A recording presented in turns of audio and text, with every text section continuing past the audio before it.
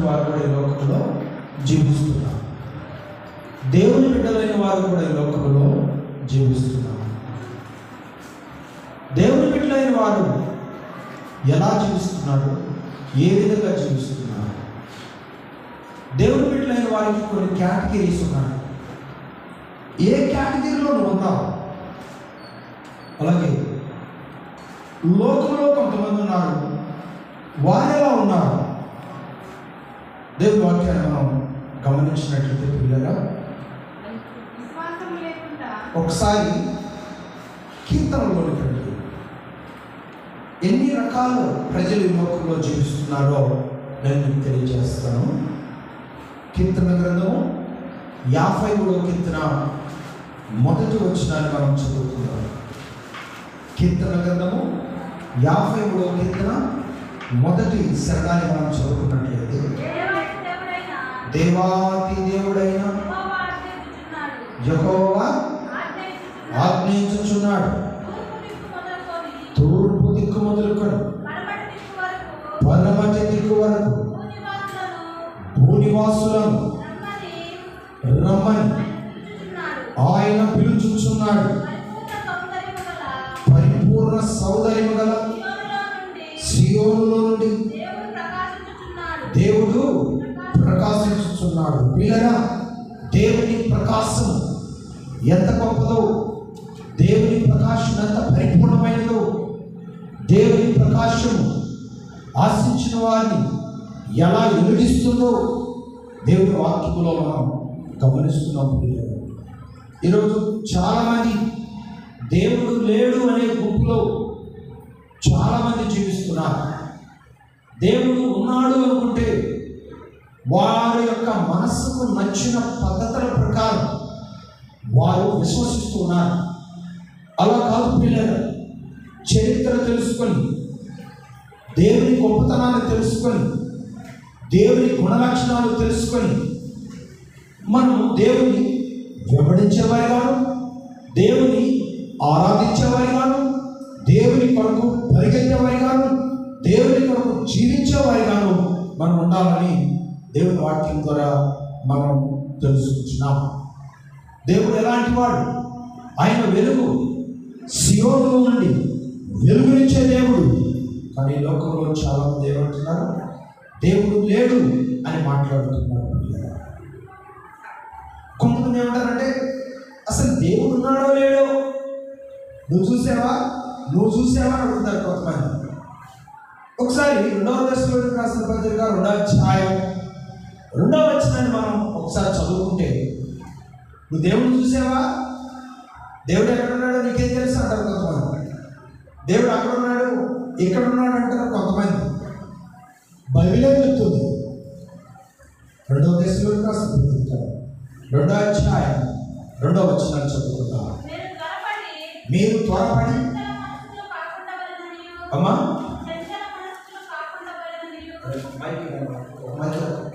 మీరు త్వరపడి చంచల మనస్కులు కాకుండా వలెనని, బెదరకుండా ఉండవలెనని మన ప్రభు అయిన యేసుక్రీస్తు రాకడను బట్టి మనము ఆయన యొక్క కూడుకున్నట్టు మిమ్మును వేడుకొనుచున్నాము. పిల్లరా, దేవుణ్ణి వేడుకుంటున్నాడు. ఎవరిని బట్టి? ఆ దశలోనిక సంఘంలో ఉన్నటువంటి వారిని బట్టి పౌలు గారు దేవుని వేడుకుంటున్నాడు. ఇదిగో మీరు ఎలా ఉన్నారు? అటు ఒక కాలు, ఇంకొక కాలు, లేకపోతే 2 పడవల మీద కాళ్ళు, లేకపోతే నిలువెచ్చని స్థితి. ఏ స్థితిలో ఉన్నావు నీవు? నీవున్న స్థితిని జాగ్రత్తగా నువ్వు గమనించుకోవాలి. దేవుడు లేడనే గుంపు ఉంది, దేవుడు ఉన్నాడో లేడో అని పరిశీలన చేసే గుంపు ఉంది. పిల్లరా, మరి నువ్వు ఏ గుంపులో ఉన్నావు? ఏ గుంపులో ఉన్నావు? కొన్ని గుంపులు ఉంటాయి. ఈ లోకంలో నేను ఎలా ఉన్నానో పరిశీలన చేసుకోవడం తెలియదు, కానీ దేవుడు ఎలాంటి వాడు, ఆ దేవునిలో ఏ తప్పులు ఉన్నాయి అని చెప్పి దేవునిలో ఉన్న తప్పులు వెతకడానికి ప్రయత్నం చేసేవారు మరికొంతమంది ఉంటారు. అసలు దేవుడు లేడనేవారు కొంతమంది, దేవుడు ఎక్కడుంటాడో లేకపోతే అక్కడ ఉన్నాడు ఇక్కడ ఉండాలనేవాడు కొంతమంది, కొంతమంది దేవుడు ఉన్నాడు కానీ మన దేవుడి కంటే గొప్పవాడు కాదు అని చెప్పి ఆయనలో ఏమైనా తప్పులుంటే ఆ తప్పులను సమాజానికి ప్రకటన చేసి దేవుడిని బలహీనపరచాలని ప్రయత్నించే గుంపు లోకాసు వార్తలో మనం గమనించినట్లయితే, ఒకసారి మీతో దైవ గ్రంథాలు గమనిస్తుంది. లోకాసు వార్త 20 అధ్యాయం 21, 22 వచనాలు మనం చదువుకున్నట్లయితే, లోకాసు వార్త 20 అధ్యాయం 21 నుంచి 22 వచనాలు. వారు వచ్చి బోధకుడా నీవు న్యాయంగా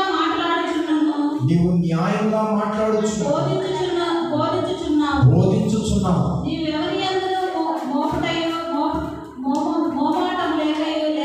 నువ్వు మోమాటము లేక సత్యముగానే దేవుని మార్గము బోధించుచున్నావని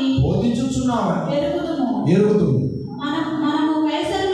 మనము కైసరునకు పన్ను ఇచ్చుట న్యాయమా కాదా అని ఆయనను అడిగిరి. ఇక్కడ మీరే గమనిస్తున్నారు, నువ్వు దేవుడివే, నువ్వు దేవుని ఎదురునే వచ్చావు, మేము కాదంటూ లేదు.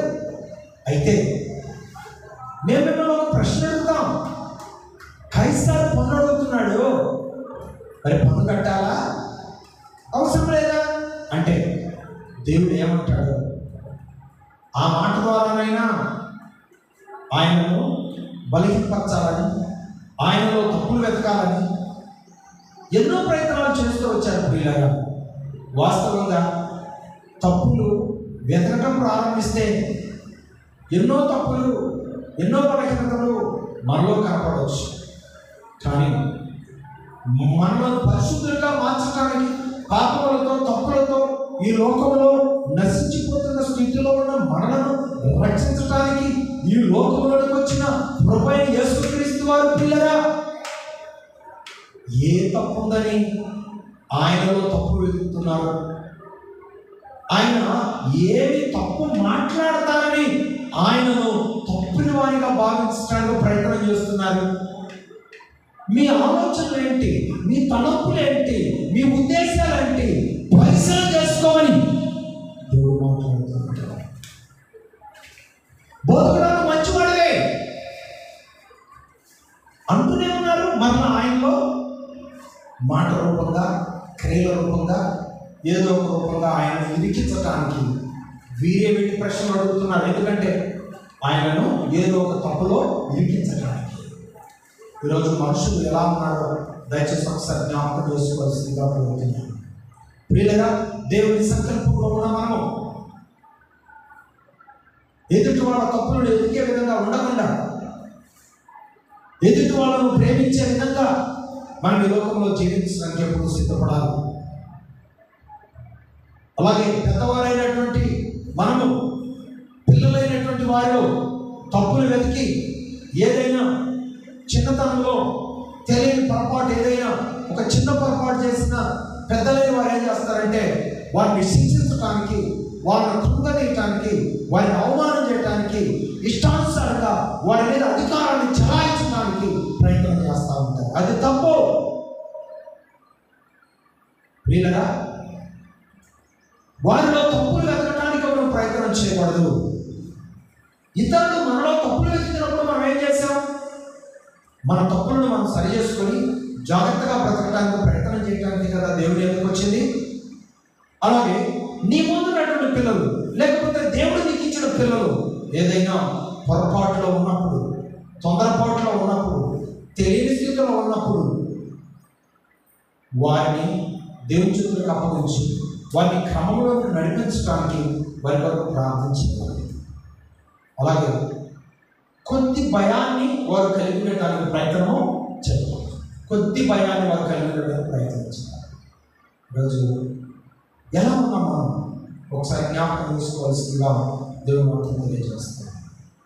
అందుకే బైబిల్ కూడా ఏం చెప్తుందంటే తప్పులు వెతికే వారిగా మనం ఉండకూడదు, తప్పులు వెతికే వారిగా మన బిడ్డలు ఉండకూడదు. తప్పులను సరిచేసి ఆ తప్పులోనికి మరలా వెళ్లకుండా వారిని పెంచే విధానంలో మనం ఎప్పుడూ మెలుకోగలుగుతామని దేవుని వాక్యము తెలియజేస్తాం. అందుకే బైబిల్ కూడా చెప్తుంది, బాలుడు లేక బాలిక నడవలసిన త్రోవను వారికి నేర్పు, వారు పెద్దవారైన తర్వాత ఆ త్రోవలో నుండి తొలగిపోవడం దేవుని వాక్యం తెలియజేస్తారు. కొంతమంది భక్తులైన వారు కూడా తొందరగా ప్రవర్తించేవారు, కానీ వారి తల్లిదండ్రులు ప్రార్థన వారిని ఉన్నతమైన ప్రయోజకులుగా మార్చింది. అగస్టిన్ యవన కాలంలో ఉన్నప్పుడు అతను తొందరవాడు. వారి తల్లిదండ్రుల ప్రార్థన ఆ వ్యక్తిని ఎలా మార్చింది? చరిత్రలో మంచి భక్తుడుగా నిలిచుండే విధంగా చేసింది. గుర్రాలు వేసుకొని చక్కగా పరిసర ప్రాంతాలలో పాడి దేవుని స్తుతించి ఆయన మాటలు చెప్పేవారిగా దేవుడు వారిని మార్చాడు. కనుక పిల్లగా దేవుని సన్నిధిలో ఆయన బిడ్డలుగా మనం మారిన తర్వాత ఎదుటి వారిలో తప్పులు వెతికి వారిని అవమానపరచడానికి మనం ప్రయత్నం చేయడం కాదు. తర్వాత బయట వాళ్ళు ఏం చేస్తారంటే వారు తప్పుడు వాడు అయినప్పటికీ, వారి పిల్లలు తప్పుడు వాడు అయినప్పటికీ మీ పిల్లలే మంచివారు కాదు, మీ పిల్లడు ఇది చేశాడు, మీ అమ్మాయి ఇది చేసింది, మీ అబ్బాయి ఇలా మాట్లాడాడు, మీ అమ్మాయి ఇలా మాట్లాడిందని చెప్పి వారి పిల్లలు మాట్లాడినవి దాచిపెట్టుకొని నీ పిల్లలు మాట్లాడిన వాటిని రెచ్చగొడుతూ చెప్పడం జరుగుతుంది అన్నమాట. కారణం ఏంటంటే నువ్వు ఉగ్రుడివి, పాపం వచ్చి కొడతావు. ఈ విధంగా కొంతమంది జ్ఞానాన్ని, లోక సంబంధమైన జ్ఞానాన్ని ఉపయోగిస్తూ ఉంటారన్నమాట. ఆ విషయాల్లో మనం పరిశీలన చేసుకోవడానికి ప్రయత్నం చేయాలి. ఏదైనా ఒక లోపం, ఏదైనా ఒక తప్పు మనకు కనిపించినప్పుడు భయానికి మాత్రమే బుద్ధి చెప్పాలి.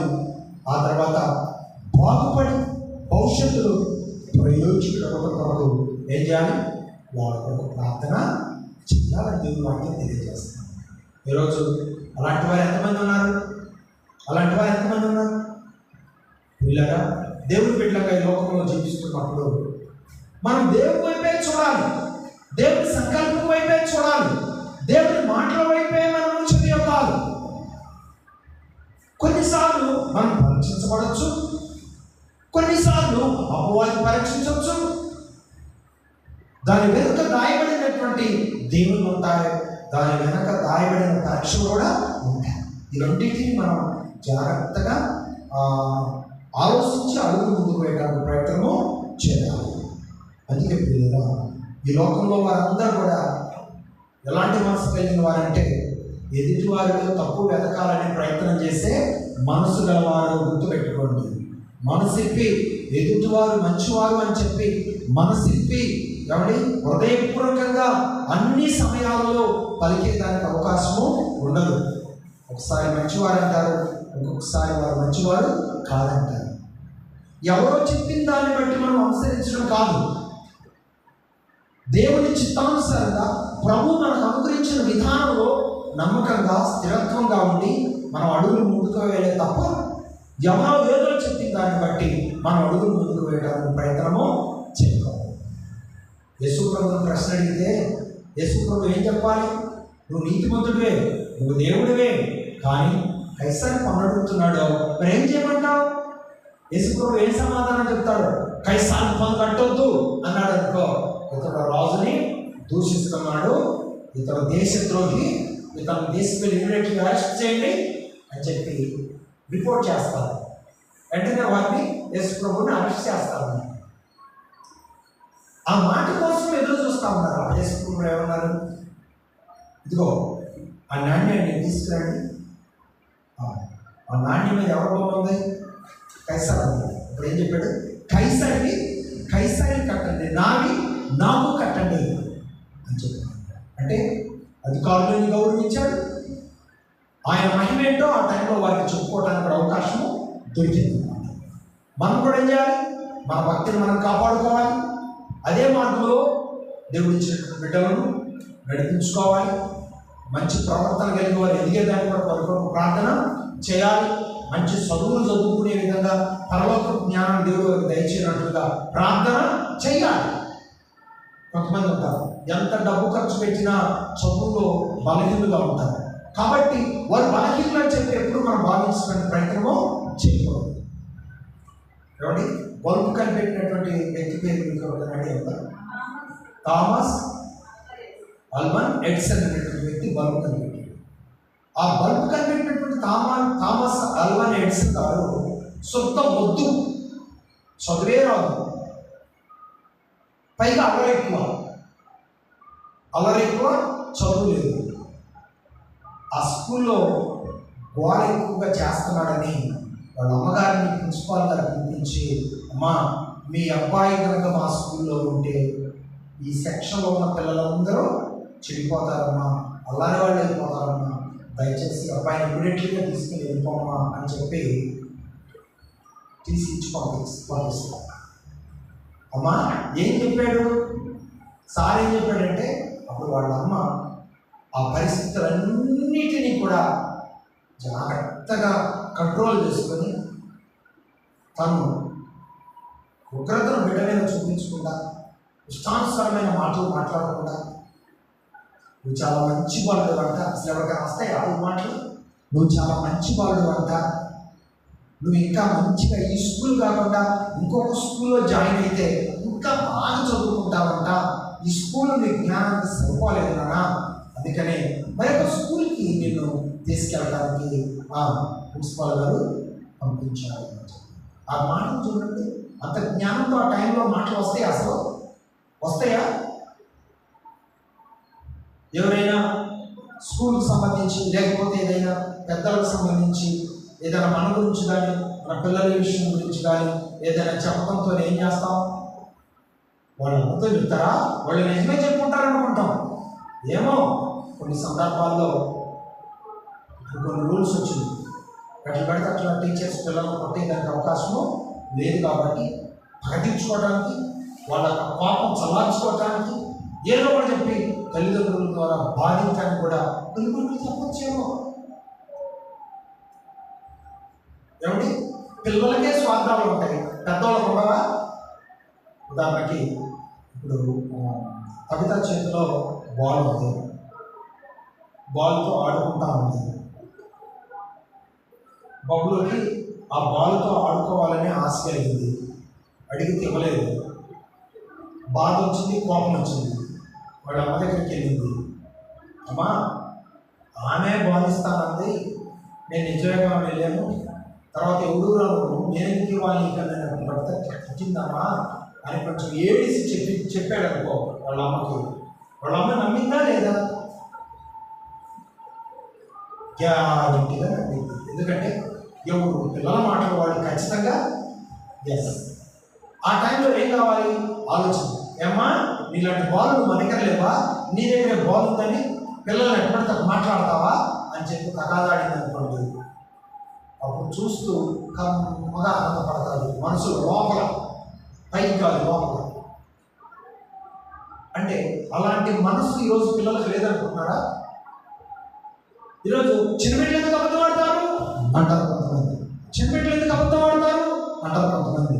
కానీ కొన్ని సందర్భాల్లో వాళ్ళు అనుకున్నది కనుక ఎదుటివాడు ఇవ్వకపోతే అబద్ధం ఆడతారు. కొట్టకపోయినా కొట్టారని వాళ్ళు అమ్మడం చెప్తారు. ఏమండి, తిట్టకపోయినా వాళ్ళు తిట్టారని వాళ్ళు అమ్మడం చెప్తారు. ఎందుకు? వస్తువు ఇవ్వలేదని, తనతో కలిసి ఆడుకోవడానికి రాలేదని, తాను ఆడుకునే టైంలో తన చేతుల్లో వస్తువులు ఇవ్వలేదని. అంటే చిన్నబిడ్డలు ఉండే మనసు, ఆ తలంపులు చిన్నబిడ్డలకు ఉంటాయి. పెద్దవాళ్ళకు ఉండే తలంపులు, ఆ మనసు పెద్దవారికి ఉంటుంది. అయితే చిన్నబిడ్డ విషయంలోనైనా పెద్దవారి విషయంలోనైనా ఒకటికి 2 సార్లు ఆలోచించి జాగ్రత్తగా సమస్యను పరిష్కరించుకోవడానికి ప్రయత్నం చేస్తే దేవుని ప్రణాళికలలో ఎప్పుడు మనం నిలిచి ఉంటాం. దేవునికి స్తోత్రం. కొన్నిసార్లు పెద్దవాళ్ళు నేర్పవలసిన విషయాలు నేర్పడం, ఏదైనా చిన్న పొరపాటు చేస్తే భయంకరంగా వాళ్ళ ఆలోచన విధానాలను నెరవేర్చడానికి ప్రయత్నము చేస్తారని ప్రభు పేట నేను తెలియజేస్తున్నాను. ప్రభు పేట నేను తెలియజేస్తున్నాను. ప్రభు పేట నేను తెలియజేస్తున్నాను అంటే ఆల్బర్ట్ ఎడిసన్ అనేటువంటి ఆ వ్యక్తి డైరెక్ట్గా స్కూల్కి పిలిచి, మీ అబ్బాయి మంచోడు కావద్దు, మీ అబ్బాయి నుండి మా స్కూల్ అంతా చెడిపోతుంది అని చెప్పి టీసీ ఇచ్చి పంపిస్తే, వాస్తవం నువ్వైతే ఏం చేస్తావు? చిన్నబాబు నువ్వు అక్కడే పంపుతావు, నువ్వైతే ఏం చేస్తావు? నేనైతే ఏం చేస్తాను? అమ్మ మీరైతే ఏం చేస్తారు? ఒకసారి కన్సల్ట్ చేసుకోండి. చేతులు ఏదంటే అది ముందు వెయిట్ అంటే ప్రయత్నం చేస్తాం, తర్వాత ఏదైనా జరగదు. ఆ జ్ఞానవంతురాలు, ఆ ఓర్పురాలు, ఆ విధేయురాలు, ఆ భక్తిపరురాలు ఏం చేసింది? అంత భయంకరమైన పరిస్థితుల్లో కూడా ఆ బిడ్డ మీద ప్రేమ చూపించడం ఆ ప్రేమ ఏం చేసింది? ఆ బిడ్డ మీద చూపించిన ప్రేమ ఏం చేసింది? చీకట్లో ఉన్న ప్రపంచానికి ఒక వెలుగును కనిపెట్టే విధంగా ఆ బిడ్డను ప్రయోజకులు చేసింది. దేవునికి స్తోత్రం. వీడు మొద్దు దున్నపోతూ వీడికి ఏం తెలియదని చెప్పి ఆ ప్రిన్సిపాల్ చెప్పిన దాన్ని బట్టి విని, నీ మీద నేను నా ఆశలు పెట్టుకున్నా, ఎన్నో డబ్బులు పెట్టా, ఏది నువ్వు నన్ను ఎట్టు చేసావని చెప్పి ఏది ఉంటే తీసుకుని బాధిందనుకో, అంతమంది పిల్లల్లో అతను అవమానం చేసినట్టు అవుతుంది. ఆ విధానాలు వాళ్ళు గుర్తుపెట్టుకుంటారు. పెద్ద అయిన తర్వాత ఆ విధానాలు గుర్తుపెట్టుకుంటారు. అందుకే బైబిల్ ఏం చెప్తుందంటే బాలుడు నడవలసిన త్రోవ వాటిని నేర్పము, పెద్దవాడి తర్వాత త్రోవల నుండి ఏమండి. మనం మంచి నేర్పినా అవి గుర్తుంటాయి, మనం చెడు నేర్పినా అవి గుర్తుంటాయి. మనం ఎలాంటి భయాన్ని వారికి మనం నేర్పేమో కూడా వారికి అన్ని గుర్తుంటాయి. బై లక్ వారి పెద్దవాళ్ళైన తర్వాత మారు మనసు పొందితే తెలియని స్థితి అని వారు చక్కగా సాగిపోతారు. పెద్దవారైన తర్వాత వాళ్ళు మారు మనసు లేని వారు కావడం అనుకో, ఏదైనా సందర్భం వచ్చినప్పుడు ఏమంటారు? నువ్వు నన్ను ఎంటబడి తప్పబెట్టావు, చిన్నప్పుడు నువ్వు సంపాదన ప్రకటించావు, నేను ఇప్పుడు సంపేస్తా. ఏం జరుగుతుంది? శరీరం ఉడికిపోతాయి, సమస్యల్లో ఉంటాడు, నువ్వు ఎన్నిగా ఉంటావు, ఏం చేస్తావు? ఏం చేయలేడు. కాబట్టి ఆ తల్లి కూడా మార్పు చెందిన తల్లి, ప్రార్థించే తల్లి కాబట్టి వాళ్ళు చెప్పిన మాటలు వీళ్ళు చెప్పిన మాటలు వినకుండా దేవుడికి ప్రార్థన చేసి ఒక మంచి భవిష్యత్తు తన కుమారుడికి ఎలా ఇవ్వాలో ప్రార్థన చేసుకుని దేవుడి ఆలోచనలో చొప్పున అడుగులు ముందుకు వేసింది. ఆ విధానం కొన్నాళ్ళైన తర్వాత అతనికి అర్థమైంది, నేర్చుకోవడానికి ప్రయత్నం చేశాడు. తను ఏదో సాధించాలనుకున్నాడో ప్రపంచంలో ఎవరూ సాధించలేని చీకట్లో ఉన్న ప్రజలకు వెలిగించే మహా గొప్ప బల్బును కనిపెట్టగలిగే గొప్ప శాస్త్రవేత్త అయ్యాడు. దేవునికి స్తోత్రం. ప్రియులరా, మోషే నతివాడు, మాట్లాడరావు, ఎందుకు పనికిరాని వాడు, తనకు తాను అనుకున్నాడు, ఇతరులు కూడా అనిపించాడు. కానీ ఎవరి పనికి వచ్చాడు? అతను దేవుడి పనికి వచ్చాడు. చిన్న బలహీనత అతనికి వచ్చింది. ఆ బలహీనతను బట్టి తొందరపడి అతను చేసిన పొరపాటును బట్టి ప్రజలను నమ్మరు, నేను వెళ్ళను అంటే ఏమన్నాడు? నాకు నోటు పని ఉందయ్యా, నేను వెళ్ళనయ్యా. దేవుడు ఏమన్నాడు? నేను నీకు బదులు ఆహారం పంపిస్తాను, నువ్వు మాత్రం నేను చెప్పినట్టు నువ్వు చేయాల్సింది. అంటే దీని ఉద్దేశం ఏంటి? దేవుడి చిత్తాన్ని మనం అనుసరించడం ప్రారంభిస్తే పరిస్థితులు ఎలా ఉన్నా తన మహిమ కొరకు మనం నిలబెట్టుకున్న దేవుడు మన ప్రభువైన యేసుక్రీస్తు గారు.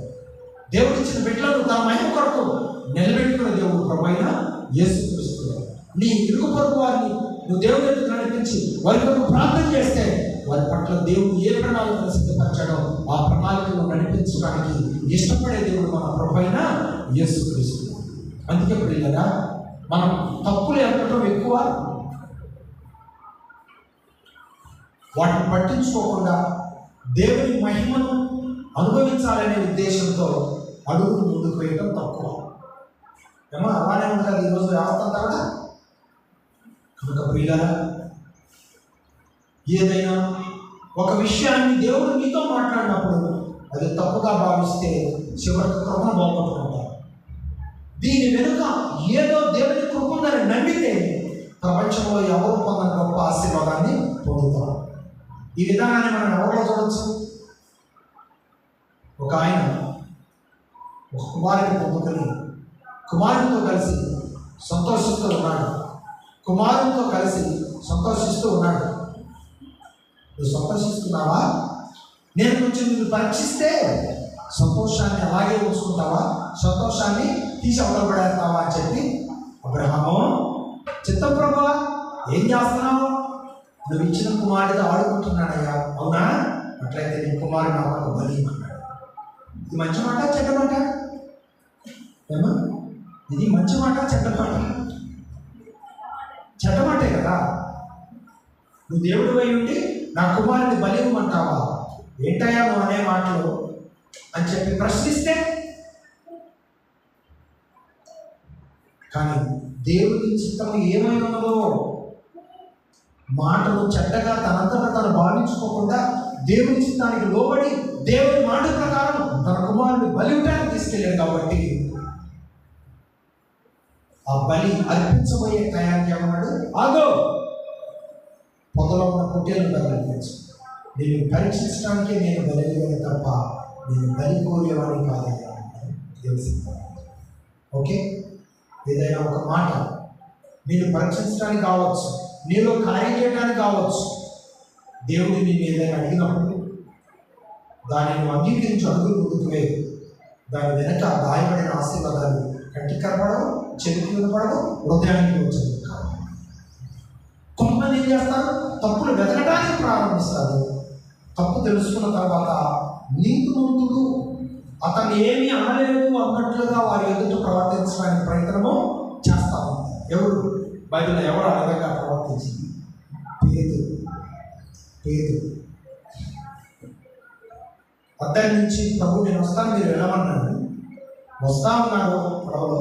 కొంత దూరం వచ్చిన తర్వాత అంటున్నాడు, ఇక్కడికి వచ్చేసరికి పడవలు మునిగిపోతాయి అంట, దయ్యాలు పడవలను ముంచుతాయి అంట అని చెప్పి ఏదో చెప్తా ఉంటే పడవలో ఉన్న అందరూ భయపడతా వచ్చారు. జాగ్రత్తగా ఉంది. ఈలోగా ఒక తెల్లని ఆకారం అటువైపు నుంచి కనపడతాము. అదిగో నేను చెప్పాను కదా, అదిగో వస్తుంది దైవం. ఆ దైవమే ఇప్పుడు ఈ తుఫాను లేకుండా ఆ దైవమే ఇప్పుడు మనందరినీ ముంచేస్తుందని చెప్పి అందరికీ చెప్పాడు. అందరూ భయపడ్డాడు. కానీ గుర్తుపెట్టుకుంది, ఆ వ్యక్తి ముందుకు వస్తూ ఉండగా ఒక అతను గుర్తుపట్టామన్నాడు తెలుసా? ఆగండి, వచ్చేది దయ కాదు నా ప్రభు అని చెప్పి దేవుడు గుర్తుపెట్టాడు. దగ్గరకు వచ్చిన తర్వాత ఆయన ప్రభు యేసుక్రీస్తు తుఫాను గద్దించాడు, సముద్రం నిమ్మమైంది. ఓకేనా? అంతా బాగానే ఉంది. ఇంకా అలా ఉండొచ్చుగా. అంతకుముందు ఏవేవో చెప్పావు, దయ్యమన్నావు, భూతమన్నావు, అందరినీ అదుపు కూర్చావు, గలిబి చేసావు కదా, అదొకవచ్చు కదా. ప్రభు దగ్గర రావడం, ప్రభా నువ్వే కనుక ప్రభు అయితే నేను నీళ్ళ మీద నడిచి వస్తానయ్యా అన్నాడు. అంటే ఇప్పుడు ఈ పడవలో కూర్చున్న వాళ్ళందరూ తిక్కలు అయిపోయారు. లేనిపోయింది చెప్పింది పేరుతులే. ఇప్పుడు ప్రభు చుట్టూతో ప్రభు ద్వారా ఘనత పొందాలని, ప్రభా నేను నడిచి వస్తానయ్యా నీళ్ళ మీద అన్నాడు. ప్రభువుకు తెలియదా? ఆ పడవలో ఉన్న వారందరినీ గెలుపు చేసింది దేవుడు తెలియదా? అప్పుడు అన్నాడు పేతురు, ఏమనకుండా నవ్వి, నీ విశ్వాసం నిన్ను నడిపిస్తుంది, నీ అవిశ్వాసం నిన్ను ముంచి వేస్తుంది. 4 అడుగులు వేసిన తర్వాత అంతకుముందు మనసు అడిగిపోతే ఆ శబ్దాలకు భయపడి, అమ్మో నేను ప్రభు దగ్గరికి వెళ్ళగలుగుతానో లేదో అనే అనుమానం వచ్చింది. మొదట మొదలుపెట్టాడు, ప్రభా మునిగిపోతున్నాను అని చెప్పి వాళ్ళు చేస్తున్నాను. చేయబడుతుంది నీ అవిశ్వాసం నిన్ను ముంచేస్తుంది అని చెప్పి చేయబడుతుంది పేతురుని పైకి లేకుండా. అంటే దీన్ని బట్టి మనం ఏమర్థం చేసుకుంటున్నాం? నువ్వు దేవుడిని విశ్వాసం ఇచ్చావు. నీ పరిస్థితులను బట్టి దేవుడు నీతో ఏది మాట్లాడినా దీని వెనుక ఏదో దేవుని మహిమ ఉంది. నా కొరకు దాయబడిన ఆశీర్వాదం ఏదో సిద్ధపరుచున్నాడు దేవుడిని నమ్మాలి, అనుసరించాలి. దేవుని మహిమతో నింపబడతావు. దేవునికి స్తోత్రం. అంతేగాని ఏదైనా ఒక విషయాన్ని విని దాన్ని తప్పుగా భావించడానికి ఇప్పుడు ప్రయత్నము చేయలేదు. దేవునికి స్తోత్రం. అబ్రహాం నీ కొడుకుని బలి అన్నప్పుడు దాన్ని తప్పుగా భావించలేదు. ఇదేదో విశ్వాస పరీక్ష అనుకున్నాడు, ఓకే అన్నాడు, నెరవేర్చడానికి ప్రయత్నం చేశాడు. గొప్ప విజయవంతమైన విశ్వాస వీరుడుగా ఈరోజు ప్రపంచానికి ఆయన మాదిరిగా నిలిచాడు. వీళ్ళరా ఏ విషయంలో తప్పిపోకుండా, ఏ విషయంలో మనము ఇతరులను తప్పు పట్టేదానికి ప్రయత్నాలు చేయకుండా, ఎవరి దేవుని పట్ల మనం కలిగి ఉండవలసిన ఒక స్థిరమైన నమ్మకత్వాన్ని మన బ్రతుకు తెలుగులో కలిగి ఉండి దేవుడికి పై మాత్రం ఈ లోకంలో మనం జీవించడానికి, మనం బ్రతకడానికి ఎప్పుడు మనం ప్రయత్నం చేసేవారిగా ఉండాలని కూడా ప్రభు పెట్టని తెలియజేస్తున్నాం. ఇంకొకటి, ఇక్కడ బాగాలేదు అక్కడ బాగుంది అనే ఆలోచన దయచేసి మన హృదయాల నుండి తీసివేసుకోవాలి. దేవుడు మనకిచ్చిన దాన్ని జాగ్రత్తగా అనుభవిస్తూ అభివృద్ధి చేసుకోవడానికి ప్రయత్నం చేస్తే నీకు పరలోకంలో బహుమానాలు ఉంటాయి. ఓకేనా? అవునా కదా? నీ ఇంటి ముందు ఒక చెట్టు వేసుకున్నావు, ఆ చెట్టును పెంచి నీళ్లు పోసి ఏమంటే చిన్న మొక్కగా ఒక మొక్క వేసావు. వినండి అమ్మా, చిన్న మొక్కను వేసావు, ఆ చెట్టుకు నీళ్లు పోసావు, పెంచావు. కొన్ని సంవత్సరాలు ఆ చెట్టు ఫలితంగా ఉండటానికి ఎంతో కష్టపడి త్యాగం చేశావు కాబట్టి ఓకే, ఆ చెట్టు ఫలించింది. ఎవరో ఇక్కడ వచ్చారో బాగా కాయలు ఉన్నాయి, అబ్బా ఈ చెట్టు నా ఇంట్లో ఉంటే బాగుంటుంది, ఆ కాయలన్నీ నా అయితే బాగుంటాయా అని ఆశపడ్డారు అనుకోండి. ఇది న్యాయమా ధర్మమా చెప్పండి? ఆ చెట్టు కొరకు చిన్నప్పటి నుంచి కష్టపడిన వారు ఆశించడంలో తప్పలేదు. కష్టపడలేదు, కాయలు చూసి ఈ చెట్టు నాకు ఉండాలి, ఈ కాయలన్నీ నాకే ఉండాలి అనుకోవటం తప్పంటారా రైట్ అంటారా? చెప్పండి. ఆత్మీయత కూడా అంతే. నువ్వు మెల్లగా ఎదిగి నువ్వు ప్రయోజకుడివై నీ ముందున్నటువంటి వారికి సాక్షిగా ఉండేది దేవునికి మహిమ. ఎక్కడో ఫలించిన దాని దగ్గరికి వెళ్ళి అక్కడేదో అనుభవించాలనుకుంటే దానివల్ల ఏ ప్రయోజనము ఉండదన్నమాట. ఇది నిజం. ఫలించిన చెట్టు చూసి నాది అని ఆశించడం తప్పు. అలా నేను కూడా ఒక చెట్టును ఎందుకు ఫలింపజేయబడదు అని ఒక మొక్కను నాటి కొన్ని సంవత్సరాలైనా కష్టపడి ఆ మొక్కను కూడా ఆ విధంగా ప్రయోజనకరంగా ఫలింపు చేయటం, అది మనకు, మన కుటుంబాలకు, మన సంఘానికి ఆశీర్వాదం. ఓకేనా కాదు? కాబట్టి పిల్లరా, దేవుడు ఇచ్చిన శ్రేష్టమైన వాగ్దానాల్లో ఉన్నటువంటి సంఘటనలు కూడా అర్థం చేసుకొని ఈ వాగ్దానాల్లో ఉన్నటువంటి ఈ పరిస్థితుల్లో ఉన్న ఆ విధానాలను మనం అనుసరిస్తూ ముందుకు కొనసాగడానికి ఎల్లప్పుడూ సిద్ధంగా ఉంటాం. మన దేవుడు పెట్టడం, దేవుడు మహిమ కొరకు మన అడుగులు ముందుకు వెళ్ళాలి. దేవుడు కొన్నిసార్లు మనల్ని పరీక్షిస్తాడు, అయినప్పటికీ మనం త్రోసివేయడానికి ప్రయత్నము చేయకూడదు. దేవుడు శరీరం అంతా బలహీనత వచ్చింది, అయినా దేవుడికి మహిమాంతంగానే ఉన్నాడా? దేవుడు చెప్పినట్టే నడవడానికి ప్రయత్నం చేశాడా? స్నేహితులు వచ్చి సలహాలు ఇస్తే స్నేహితులు సలహాలు అనుసరించడానికి ప్రయత్నం చేశాడా? ఆలోచించండి. అలాగే కొన్ని సందర్భాల్లో దేవుడు మనల్ని పరీక్ష అప్పగించవచ్చు, కొన్ని సందర్భాల్లో ఆశీర్వాదానికి అప్పగించవచ్చు, కొన్ని సందర్భాల్లో బలహీనతకు అప్పగించవచ్చు. పరిస్థితులు ఎలా ఉన్నా మనం ఎవరి మాటకు లోబడాలండి?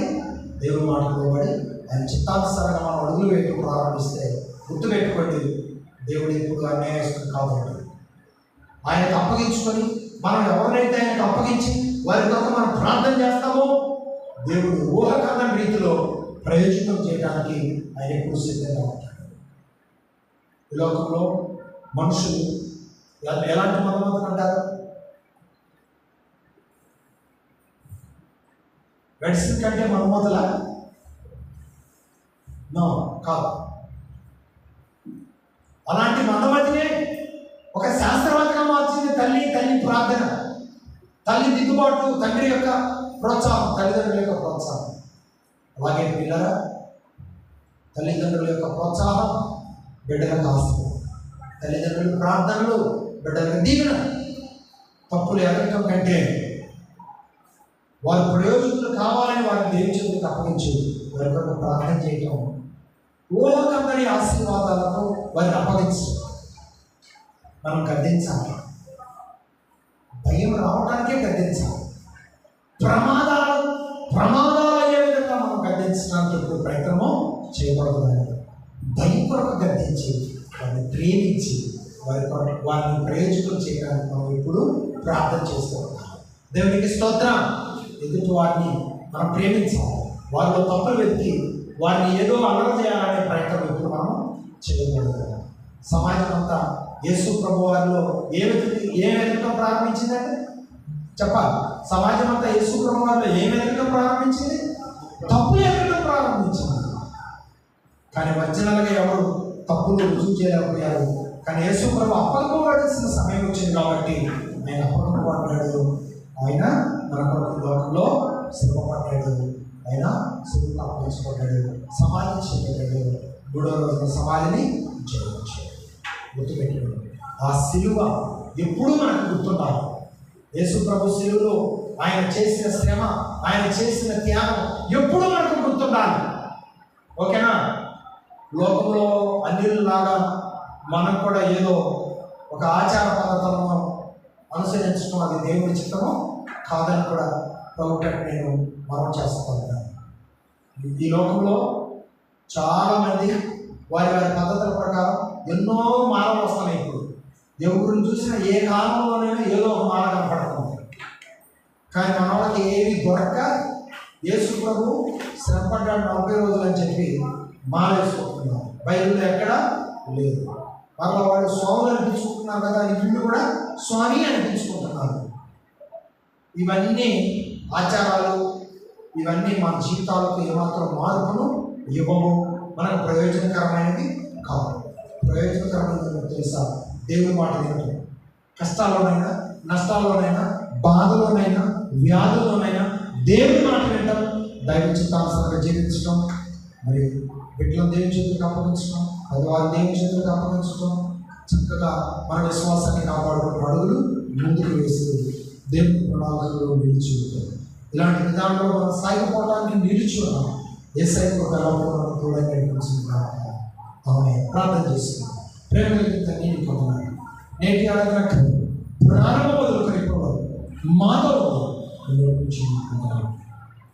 నీ మాటలలో ప్రియులలో బలపరచండి. శ్రద్ధతో రెండని మాట్లాడితే అట్టి వారిని వారు బలపరిచి దీవించి నీ నామాన్ని అనిపించుకోండి. జరిగిన క్రమమంతా మాతో నడిపించాలి. ఇక జరగాల్సిన క్రమం మాతో జరిగించి మహిమ మనం యేసయ్య నామములో ప్రార్థించి అడిగి వేడుకుంటున్నాను. Amen. Amen. Praise the Lord. మంచి ప్రియులారా, సమయంలో